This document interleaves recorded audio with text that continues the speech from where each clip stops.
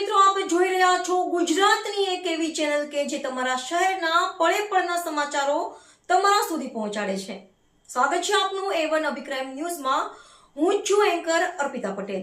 ભુજના માનકુવા કેબલ ચોરીનો ભેદ ઉકેલાયો. પશ્ચિમ કચ્છ LCBએ 2 આરોપીઓને 84,000ના મુદ્દામાલ સાથે ઝડપી પાડ્યા.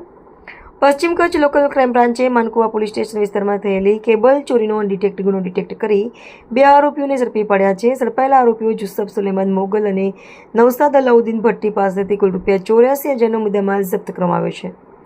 જેમાં ઓટો રિક્ષા અંદાજે 2,000 મીટર વાયર અને 2 મોબાઈલ ફોનનો સમાવેશ થાય છે. તપાસમાં આરોપીઓ ચોરાયેલ કેબલ ભુજમાં વેચવા લઈ જઈ રહ્યા હોવાનું સામે આવ્યું છે.